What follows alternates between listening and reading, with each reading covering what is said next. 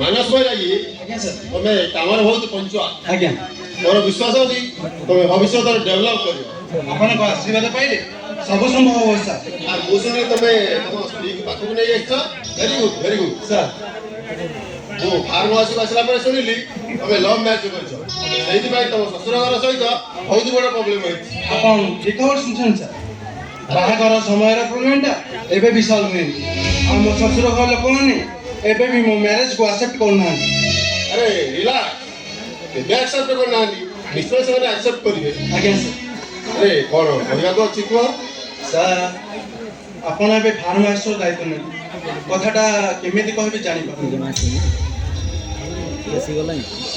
Sir मते बच्चे दियो दुसा वो आपन को गोड़ अरे उठा ओरे को नहीं सर हां कहले मु आपन को गोड़ छाड़ी अरे हां कहली एबे क्या हो प्रॉब्लम का कोन को सर घरे मोर गोटिए बोली भूल पाख गाँव गोटिए पुआ को भल पाऊ आम घर तो अपन विवाह प्रस्ताव उठिया पर पुआ कहूँ 3 लाख टंका यौतुक नब नहले से मो भौणी की बाहा हम घरे बापा बहु कहले कथा तू गोटे ग्रेजुएट बहु मध्य ग्रेजुएट टंका 2-3 लाख जोगाड़ करी भौणी बाहर करि परिबुन हेले घरे बुझिया को प्रस्तुत नुहति सर मु ग्रेजुएट हेले भी ई चाकरी करिछि जे दरमा समुद्र को आ आपण এই পরিস্থিতিরে চাইলে মতে আম পরিবার को বঞ্চাই পারি मानस भाई लगी तुम्हें तुम परिवार को बुझाई दियो बाहागरटा आ किछि दिन घुचाई देबे टंका अरेंज होला पर बाहागर करिवे সেইটা সম্ভব নয় স্যার এবে মো ভৌणी से पिलार मां हवा को जाऊ घर को लगेला कमे कॉल करछुनी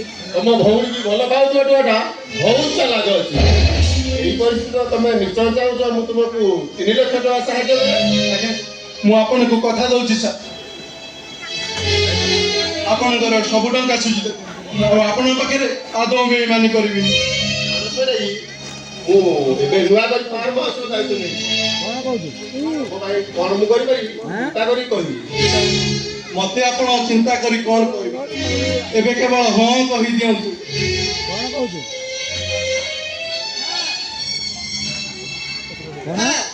थाना में से उपस्थित होवे अरे मानस बाबू तमे केते बळे आसिलणी सर बिना चप्पल वाले छाड़ी गई थी सब करे परे तो गुरुतर परिस्थिति समरे आपण ताको निश्चय सहायता करंतु ତମେ ତା ଭଉଣୀ ବାହାଘର ବିଷୟରେ କହୁଛ ତ आज्ञा सर ଥାଉ ଥାଉ आपण तो सब जानि सारेणी ଥାଉ ଥାଉ ए किछि दिन भीतर हम जानि सारेणी सर हमरो बहुत दयावान लोक से समस्त दुखी लोक को सहायता करंती से निश्चय तो दुख কথা देलुगे ଆଚ୍ଛା ମାନସ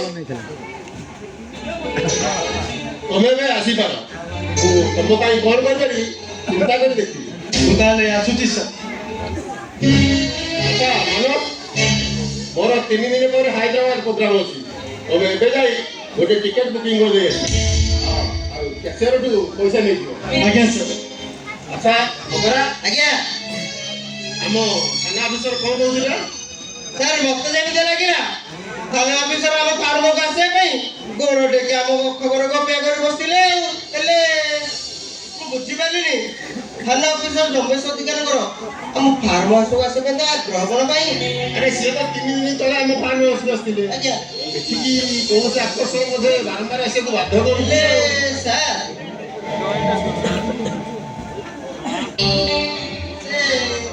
आकर्षण कोन सर ମୋର ଯାହା ଅନୁମାନ ସେ ଆକର୍ଷଣଟା ହେଉଛି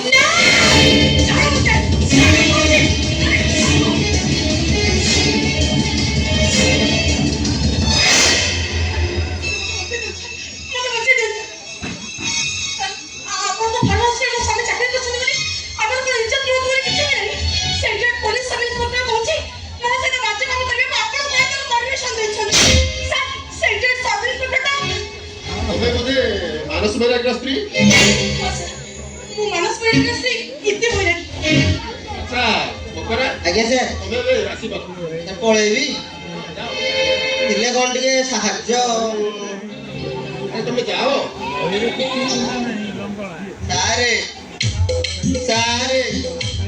ଛୁଆଟା ଡରିବ ଆପଣ ଡରିବେନି ସାରେ ଛୁଆଟା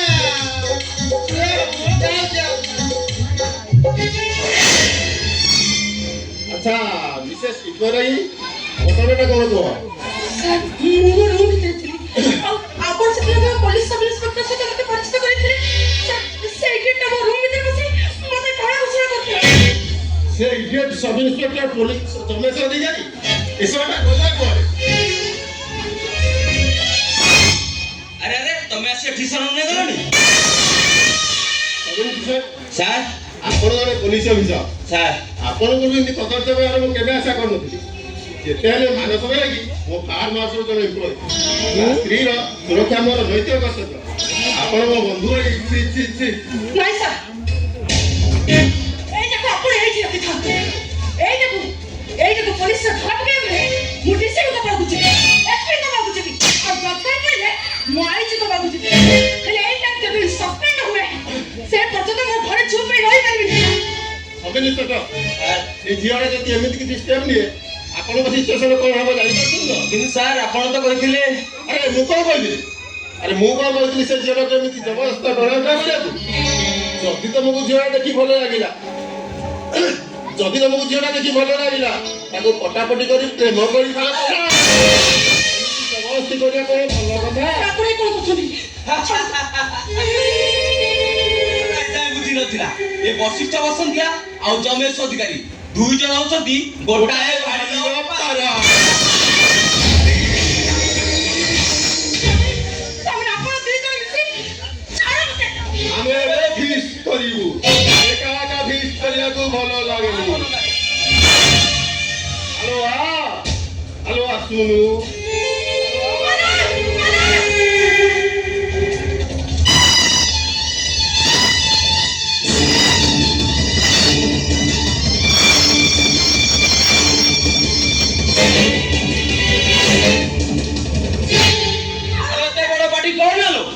ପ୍ଲାନ୍ କରି ଯୋଉ ସ୍ୱାମୀ ମାନସ କରିବାକୁ ଆମେ ବହୁତ ଜୋର ଆରେ ୟାପରେ ତୁମେ ନିଶ୍ଚୟ କହିବ ଆପଣ ଏମିତି ଭକ୍ଷକ ଚାଲୁଛନ୍ତି କାହିଁକି? ତାପରେ କହିବ ଆପଣ ମୁଁ ତୁମ ଝିଅ ବୟସର ଆପଣ ଏପରି ଭୁଲ କରୁଛନ୍ତି କାହିଁକି? ଆଚ୍ଛା ରମେଶ ବାବୁ ସାର୍ ଆମେ କ'ଣ ଛାଡ଼ିଦେବା ଉଚିତ ହେବ? ନା ସାର୍ ଆଦୌ ଉଚିତ ହେବନି। ଆମେ ମାନସ ମାରିକି ଆସିବା ପୂର୍ବରୁ ଆମେ ଫିକ୍ସ ଛାଡ଼ି ଦେଇଥିବା। ଆଲୋ ଆସୁନୁ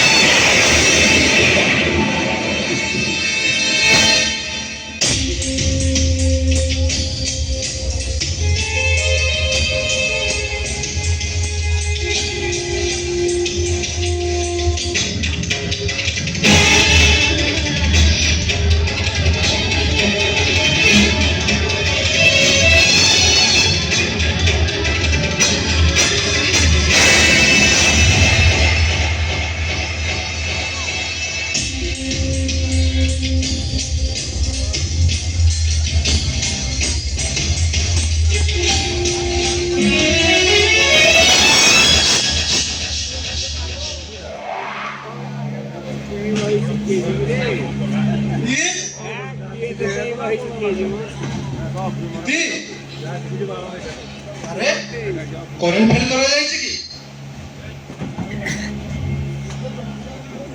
এতବେଳେ ମହମବତୀଟା ବି ଲଗେଇଲାନି ଇତି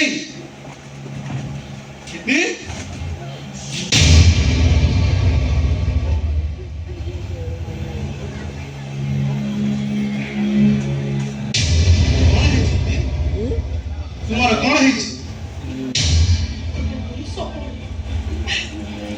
ମତେ ଦେଖି ତମେ କଣ କିଛି ବି ଜାଣିପାରୁନ?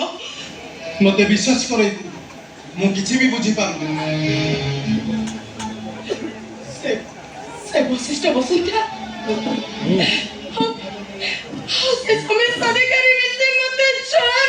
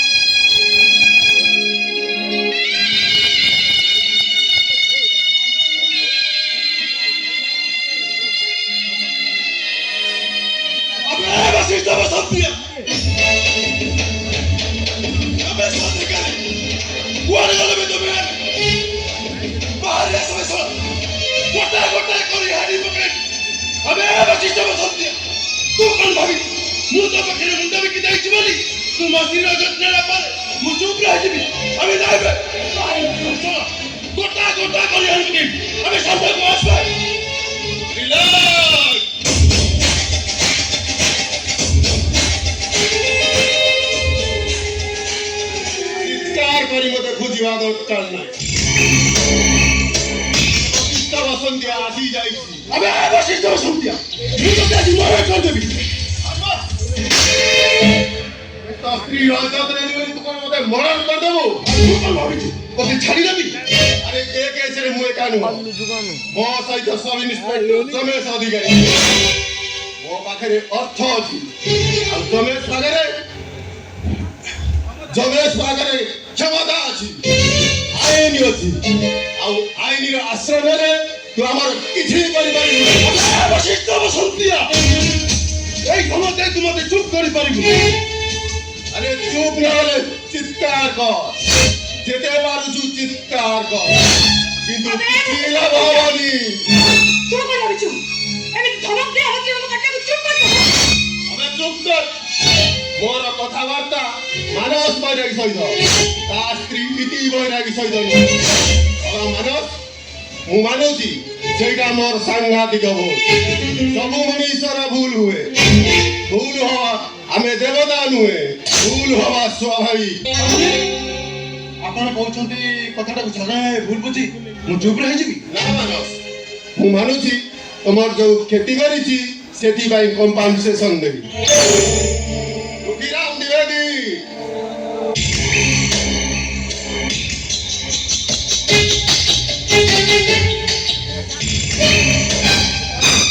ସାର୍ ସେ ଆକାଶଟା ମାନସକୁ ଦେଇଦିଅ।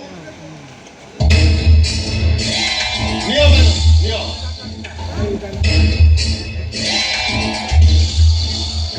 ଏ ଆକାଶ ହଠାৎ ଖୋଲିକି ଦେଖ।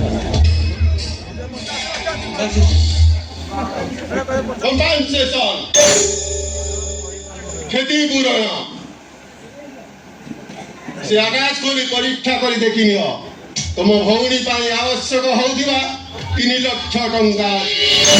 ତମେ ବୁଦ୍ଧିମାନ, ସେ ଟଙ୍କାଟା ତମ ପାଇଁ କେତେ ଆବଶ୍ୟକ ତମେ ନିଶ୍ଚୟ ଅନୁଭବ କରିପାରିବ। ଏବେ ବିଚାର କରି ଦେଖ ସେ ଟଙ୍କା 3 ଲକ୍ଷ ବିନିମୟରେ ତମେ ଚୁପ୍ ରହିବ ନା ଚିତ୍କାର କରିବ। ଅରେ ବଶିଷ୍ଠ ବସନ୍ତିଆ ତୁ କଣ ଭାବୁଛୁ ଟଙ୍କା ଦେଇ ଆମ ଝିଅକୁ ମୋଟେ କେମିତି ଚୁପ କରିଦେବ? ତୋ ପାଖରେ ଟଙ୍କା ହୁଏ ତ ଖାଇପାରେ, ହେଲେ ତୁ କଣ ଭାବିଛୁ ଟଙ୍କା ଦେଇ ଗୋଟେ ବହୁର ଇଜ୍ଜତକୁ ତୁ କିଣି ଦେଇପାରିବୁ? ଶୁଣ ଆମେ ତତେ ଛାଡ଼ିବୁନି ବଶିଷ୍ଠ ବସନ୍ତିଆ, ଆମେ ତତେ ବର୍ବାଦ କରିଦେବୁ ତତେ। আরে চুপ কর। 3 লক্ষ টঙ্কা ଦେଇছি। ଏବେ ତ ସ୍ୱାମୀ ମାନସ ବୈରାଗୀ ସହିତ କଥାବାର୍ତ୍ତା କର, ମୋ ସହିତ ନୁହେଁ। ଆସୁଛି ମାନସ। अरे कोण चाललं बशेष्ठ बसंतिया? ମାନସ ଦେଖ ବଶିଷ୍ଠ ବସନ୍ତିଆ କାଲି ଚାଲିଲେ ତାକୁ ଟଙ୍କା ମାରତା ମାନସ ଦେଖ ସେ ଟଙ୍କା ଦେଇ ଆମ ମୋଟେ ଚୁପ କରିଦେବ କହୁଛି। ତମେ ତ କରତା ମାନସ ଆମକୁ ବୁଝେଇ ଦିଅ ଟଙ୍କା ଦେଇ ଦୁନିଆ ସବୁ କିଛି କିଣି ହୁଏନି। ତମେ ତ ବୁଝେଇ ଦିଅ ମାନସ। ମାନସ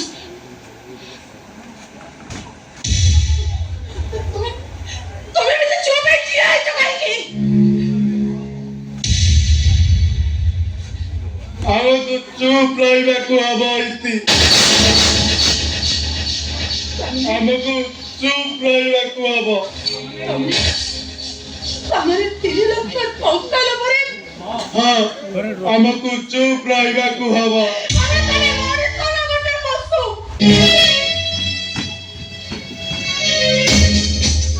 ଏମିତି କଥା ତମେ କହିପାରୁଛ କେମିତି? କେମିତି କହିପାରୁଛ ତମେ? ତମେ ଭୁଲ କହୁଛ ଇତି।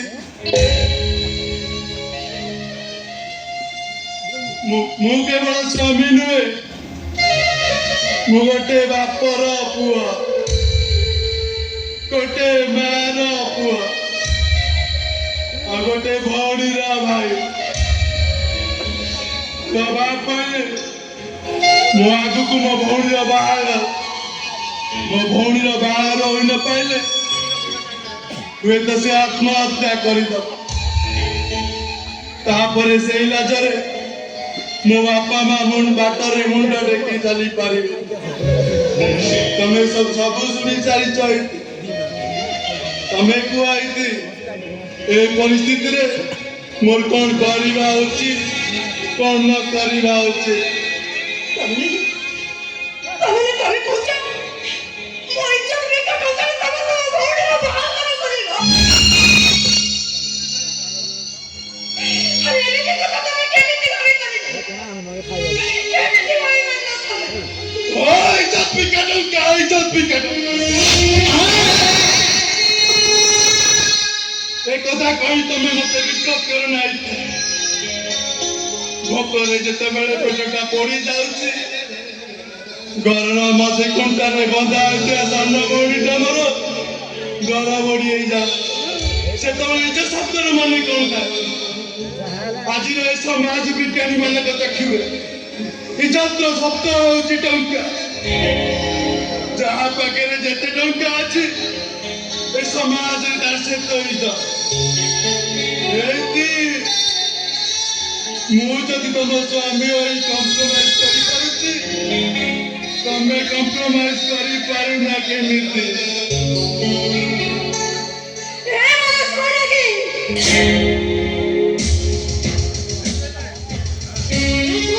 ଭଲ ପାଇ ବାହା ହେଇଥିଲି, ମୋ ବାପା ମାଆକୁ ଛାଡ଼ି ମୁଁ ତମ ପାଖକୁ ଚାଲି ଆସିଲି। ମୋ ଇଜ୍ଜତ ବିକା ଟଙ୍କାରେ ତମେ ଭଉଣୀର ବାହାଘର କରିବା ପାଇଁ ତମେ ମତେ କନଭିନ୍ସ କରୁଛ। ପୁରୁଷ ପଡ଼ିଆ ବୋଲି ଯୋଉ ଶବ୍ଦ, ସେଇଟା କଣ ତମ ଭିତରେ ଟିକେ ହେଲେ ବି ନାହିଁ? ପୁରୁଷ ପଡ଼ିଆ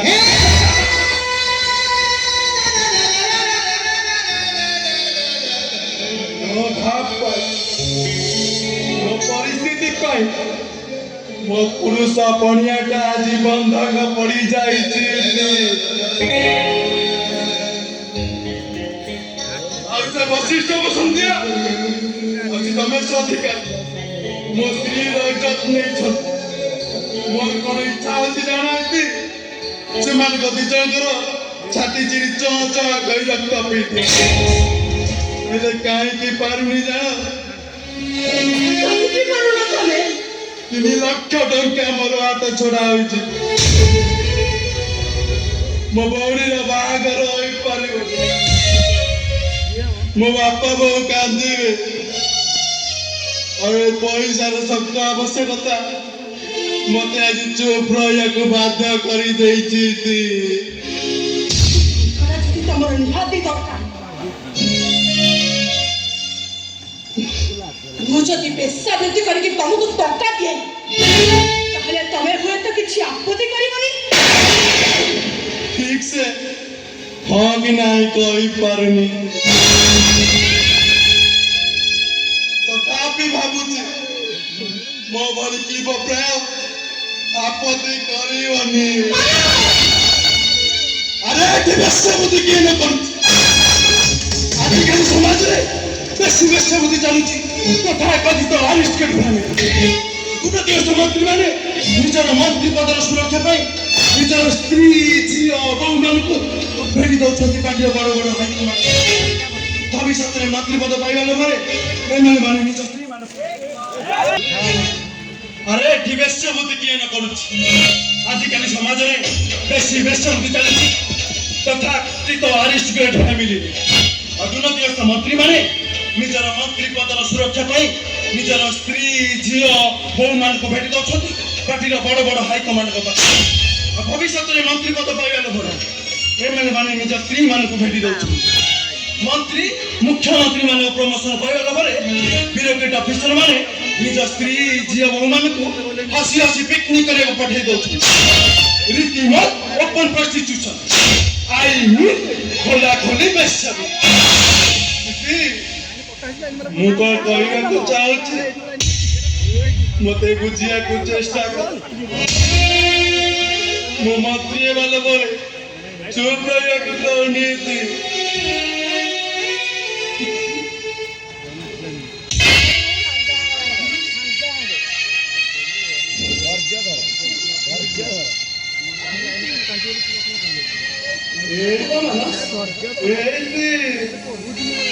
ଆମେ ବି କଣ ଚୁପ୍ ନ ରହିଲେ ମୋ ଭଉଣୀର ବାହାଘର ହୋଇପାରିବ କେବଳ ଏଇଥିପାଇଁ ମୁଁ ମଣିଷ ପଣିଆକୁ ମୁଁ ଥାପଡ଼ ମାରି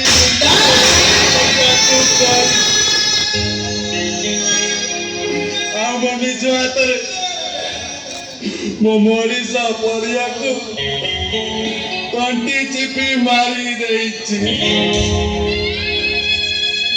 ଆଉ ସ୍ୱାମୀ ପଣିଆ ମୋ ଭାବ ପାଇଁ ମୋ ପରିସ୍ଥିତି ପାଇଁ ଏଇଠି ବୈରାଗୀର ସ୍ୱାମୀ ମାନସ ବୈରାଗୀ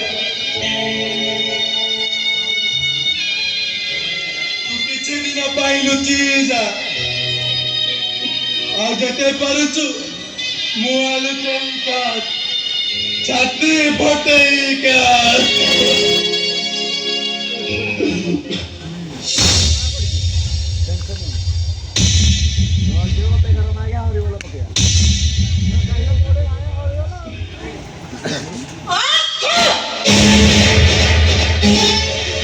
କୁଆଡେ ଯାଉଛ ଏଠି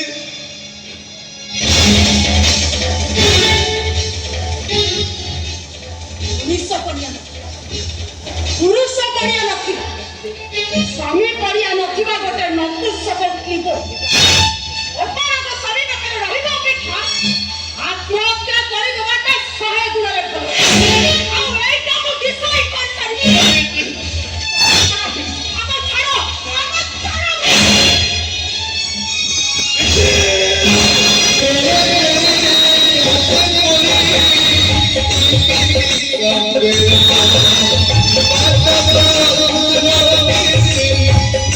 Thank you.